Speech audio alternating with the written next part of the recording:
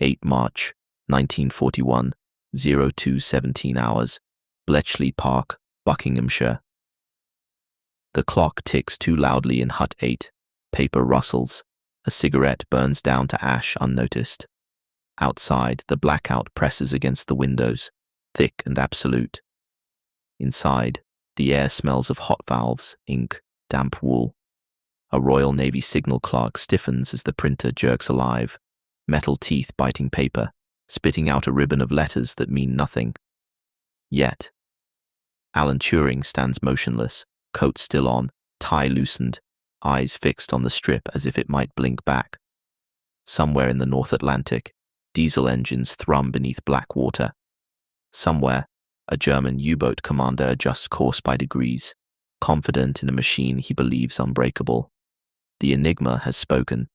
Rows of women in WRNS uniforms move with practiced silence, feeding punched cards into the bombs. Rotors spin. Click, click, click. Each rotation is a guess at German thought. Each failure vanishes into the night, unrecorded, unremarked. Turing steps forward. He doesn't touch the machine. He never does when it's close. Mathematics lives in his head, not his hands. His mind races through permutations, plugboard swaps, rotor orders, daily keys, billions of possibilities, and yet fewer than yesterday. A junior cryptanalyst whispers, "Convoy call signs are late." That's when it lands. Not understanding, not yet. Pattern, a weather report, repeated phrasing, a lazy German operator, just enough predictability to hang a war on. Turing's voice cuts through the room, calm but sharpened. Run it again, same crib, all rotors. The bomb screams louder now, an industrial animal straining at its leash. The seconds stretch. Somewhere beyond Britain's shores, steel hulls cut through freezing seas, escorts burning fuel they cannot spare, sailors staring into black water, waiting for torpedoes they'll never see. Then, the machine slows, a click that sounds different. The printer stutters, then flows. Letters align, words emerge from chaos. Grid reference, course, speed, a U-boat pack, real time. No one cheers, no one breathes. Because if this is true, if the Enigma has truly cracked, then nothing at sea will ever be the same again. The message beneath the waves, 02:31 hours. The room tightens as if the walls have leaned in to listen. The decrypted text lies on the table now, held down by a cold porcelain mug. Naval abbreviations, bearings, a Wolfpack designation, Gruppe West, dates, times, intent. The words are stripped of romance, brutal in their clarity. This is not theory. This is a knife already raised. A Royal Navy liaison officer steps closer, rank slides catching the light. Commander.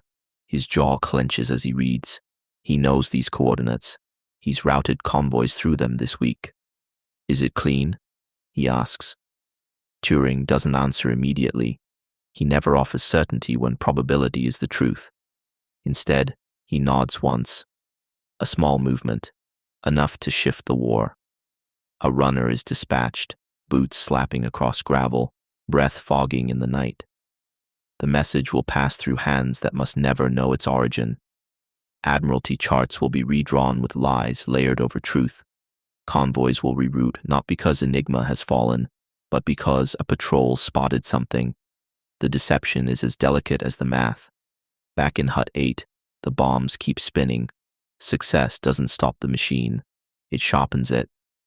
More signals pour in now, their confidence unchanged. German operators joke in code. They complain about the cold. They trust the rotors with their lives. You can almost hear the sea between the lines.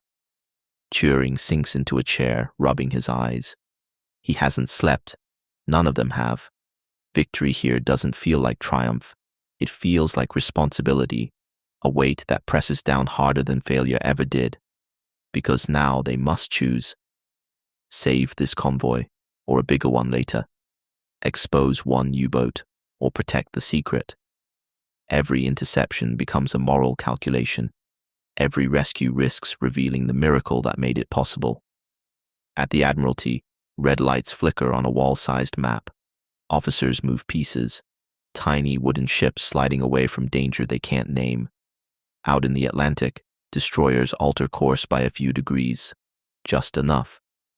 Below the surface, a U-boat commander checks his charts. Something feels off. No targets. Too quiet. He orders a course correction. Back at Bletchley, a fresh signal prints. Short, urgent. Turing reads it once, then again. His expression changes, not triumph, alarm, because the Germans are asking a question now, and questions lead to answers. The turning tide, 06 hours 4 minutes. Dawn creeps across the Atlantic in thin, colorless bands, revealing a sea littered with nothing. No smoke, no wreckage, no convoy. The absence itself is the answer. In the radio room of a German U-boat, headphones hiss as the operator transmits a status update. He hesitates before tapping out the words. Keine Feindkontakte, no enemy contacts. Again. At Bletchley Park, the message arrives within minutes. The silence is working. A British destroyer, HMS Vannock, rolls in heavy swell, its Aztec operator bent over his scope. The convoy it escorts has slipped south overnight, guided by intelligence that officially does not exist. Sailors grip rails, unaware they are alive because of a man in a tweed coat staring at numbers on paper. In Hut 8, exhaustion has stripped away ceremony. Jackets hang off chairs. Tea has gone cold. Turing stands at the blackboard, chalk dust ghosting his fingers, marking rotor sequences that no longer feel infinite. Patterns repeat, not daily, hourly. Real time, someone whispers. The word sounds dangerous. They are no longer chasing yesterday's war. They are standing inside it. Signals cascade in. U-boat patrol lines unravel on maps like loose thread. The Wolfpack doctrine, once invisible, unstoppable, now lies exposed, its logic naked. The Germans are hunting shadows. At Admiralty House, an officer pauses before moving a marker. If he redirects another convoy this week, questions will be asked, patterns noticed. The Germans may change their keys, or worse, believe Enigma compromised. So the convoy sails on, and dies. The report arrives late morning. Torpedoes, fire, men in the water. Numbers read aloud in a flat voice. In Hut 8, no one looks up. They don't need to. They already knew. Turing grips the edge of the table. This is the cost of secrecy, the price of the future paid in the present. But something has shifted. The tally sheets begin to change. Sinkings down, arrivals up. Fuel reaching Britain's ports. Food, steel, planes. The Atlantic is no longer a killing ground. It's a contested space. Then, just after noon, a new signal cuts through the flow. Priority, High Command, orders for a massive regrouping of U-boats. A reaction. The enemy is moving, fast, and Bletchley has seconds, not hours, to keep up. The silent advantage, 13-22 hours. The message lands like a dropped plate, sharp, sudden, impossible to ignore. A full redeployment order from BDU headquarters. New patrol zones, altered rendezvous points, fresh procedures layered over old ones. The Germans aren't panicking, but they are adapting. In Hut 8, chairs scrape back. Maps are rolled out, pinned down, redrawn. The Atlantic seems to shrink as lines converge. If the U-boats succeed in regrouping, they'll choke the sea lanes again. If Bletchley loses the thread, even for a day, the ocean will remember who ruled it. Turing studies the signal in silence. He doesn't pace. He doesn't speak. His mind is already elsewhere, stepping through German logic the way others walk hallways. What would he do if he believed Enigma secure, but sensed something wrong? Change procedures, not machines. A hand goes up. Their varying message length. Another voice. Call signs too, rotating faster. The room tightens. These aren't cosmetic changes.